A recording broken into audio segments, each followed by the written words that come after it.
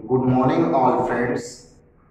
मेरा channel RY study 93 जिसके माध्यम से मैं आपको क्लास 12 बायोलॉजी के बारे में बताऊंगा। आज से पहले आपने 3 क्लासें देखी भी हैं, उन्हीं 3 क्लासों के आगे मैं चलूंगा। मेरा नाम कृष्णा सिंह है। आगे देखते हैं हम लोग जैव विकास के प्रमुख वाद। जो सबसे पहला वाद है यंत्रवाद। इसको एक और नाम से जानते हैं, यही यंत्रवाद या प्रलयवाद भी इसको कहते हैं। यंत्रवाद या प्रलयवाद। दूसरा वाद हमारा है विशिष्ट सृष्टिवाद। तीसरा वाद है हमारा जीव जनकवाद। चौथा वाद है हमारा ओपैरिन का सिद्धांत। सबसे अधिक इम्पोर्टेंट यही है और इस समय में सबसे अधिक महत्व अगर किसी सिद्धांत का है तो वो रासायनिक उद्विकास या ओपैरिन के सिद्धांत का है। इन्हीं के सिद्धांतों को उत्पत्ति मिली है। यह जितने भी वाद हैं, यह सब वाद जीवन की उत्पत्ति से संबंधित है, यानी कि हमारे जीवन की उत्पत्ति कैसे हुई है, उसी जीवन की उत्पत्ति से संबंधित वाद है। तो सबसे पहले अगर हम बात करते हैं प्रलयवाद की, तो इसके जो जनक थे वो हैं क्यूवियर। प्रलयवाद या यंत्रवाद के जनक हम क्यूवियर को मानते हैं। थोड़ा सा हम समझ लें आखिर प्रलयवाद होता क्या है।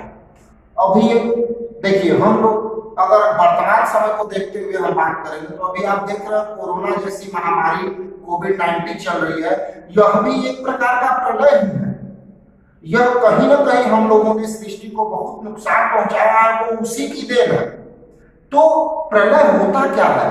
प्रलय क्यूवियर के अनुसार पहले क्या था, जब प्रलय आता था तो पहाड़ उलटकर समुद्र के अंदर और समुद्र पहाड़ के ऊपर। इन्हीं सब के उथल पुथल के कारण ही जीवन की उत्पत्ति हुई, लेकिन यह कहना सही नहीं है। उसके बाद हम आते हैं विशिष्ट सृष्टिवाद पे। तो विशिष्ट सृष्टिवाद के जनक हैं फादर ह्यूरेज। इनको हम जनक मानते हैं। विशिष्ट सृष्टिवाद के जो जनक है वो है फादर ह्यूरेज।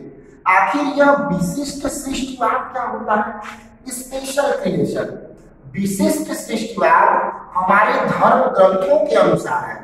जैसे अगर हम बाइबिल के अनुसार बात करें तो बाइबिल के अनुसार, जो बाइबिल क्रिश्चियन का धर्म ग्रंथ है, इस बाइबिल धर्म ग्रंथ के अनुसार अगर हम बात करें तो जो 6 दिनों में पूरी सृष्टि का निर्माण हुआ है, 6 दिन में पूरी सृष्टि का निर्माण हुआ है। मैं अभी आपको ब्रीफ में बता रहा हूं, फिर डिटेल में हम बात करेंगे। तो 6 दिन में ही पूरी सृष्टि का इनके अनुसार निर्माण हो गया। ठीक, अब इसके बाद हमारा आता है जीव जनकवाद। जीव जनकवाद इससे पहले मैं बता चुका हूं। जीव जनकवाद, इसके जो जनक है वो है फ्रांसिस्को रेड्डी। फ्रांसिस्को रेड्डी। और जो स्वतः जननवाद के जनक है वह है वॉन हेलमान।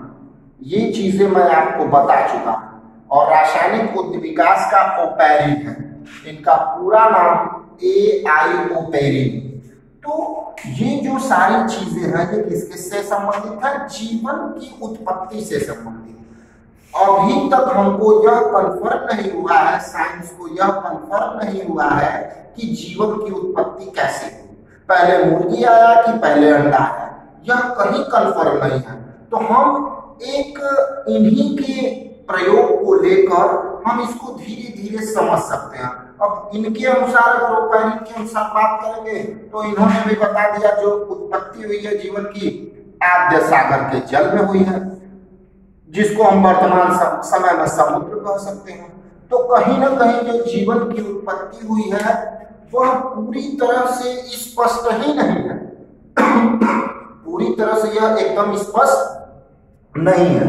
तो इतना करने के बाद हम लोग सीधे आ जाते हैं जो सबसे इंपॉर्टेंट है, ओपैरिन का सिद्धांत।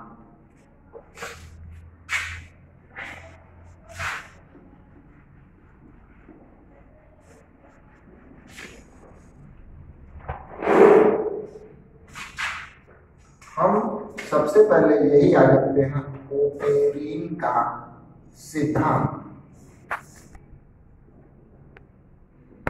ओपेरिन ने जो अपना सिद्धांत दिया वो 8 चरणों में दिया है। 8 चरण। प्रथम चरण, दूसरा हो जाएगा इसी तरह से द्वितीय चरण, तृतीय चरण, चतुर्थ चरण। एक चीज और नोट करना है, इन चारों चरणों को हम कीमोजेनी अवस्था कहते हैं। कीमोजेनी अवस्था क्यों कहते हैं? क्योंकि यहाँ तक किसी भी जीव की उत्पत्ति नहीं हुई थी, इसीलिए इन चारों चरणों को हम कीमोजेनी अवस्था कहते हैं। इसके बाद हम आ जाएंगे पंचम चरण, षष्ठम चरण, सप्तम और अष्टम चरण। ठीक, ये टोटल चरण है। अब देखिए 4 चरण को हमने कीमोजेनी बोल दिया, तो इनको हम बोलेंगे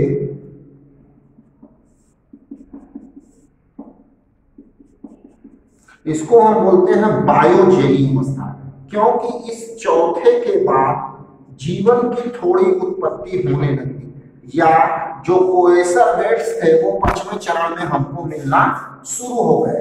तो प्रथम 4 अवस्था को हम बोलते हैं कीमोजेनी अवस्था और द्वितीय को हम बोलते हैं बायोजेनी अवस्था। प्रथम चरण को हम कह सकते हैं, यह जो प्रथम चरण है इसको हम बोल सकते हैं सरल अणुओं का निर्माण। अब सरल अणुओं के निर्माण में क्या है? जैसे क्या था? Carbon, hydrogen, nitrogen. अब इन्हीं 3 के मिलने से उस समय ऑक्सीजन नॉट प्रेजेंट नहीं थी, तो अब इनके मिलने से कहीं ना कहीं हमारे इन्हीं सरल अणुओं के मिलने से प्रथम चरण में जैसे ये होगा, ये आपस में आदि सागर के जल में संलयित हुए। संलयित होने के साथ साथ ही इनका जो आपस में संलयन हुआ तो ये क्या बने? कहीं ना कहीं संतृप्त हाइड्रोकार्बन, असंतृप्त हाइड्रोकार्बन और जाके आपका सरल से थोड़ा जटिल की तरफ बढ़े। जैसे मैं एक सिंपल बता देता हूं, जैसे सी कार्बन प्लस हाइड्रोजन ये मिलके आपका बना लिए CH4। CH4 आपको पता होगा ये मेथेन का सूत्र है, मेथेन का ये सूत्र है। ठीक, अब उसी तरह से हम अगर बात करेंगे तो यहाँ पे भी HCl कहीं ना कहीं हाइड्रोजन साइनाइड भी बन गया। तो यह सारी चीजें हैं प्रथम चरण में। तो प्रथम चरण में कहीं ना कहीं जो निर्माण हुआ वो किसका हुआ? सरल अणुओं का हुआ और आदि सागर के जल में हुआ। क्लियर? ठीक है, अब हम सेकेंड स्टेज कल बात करेंगे।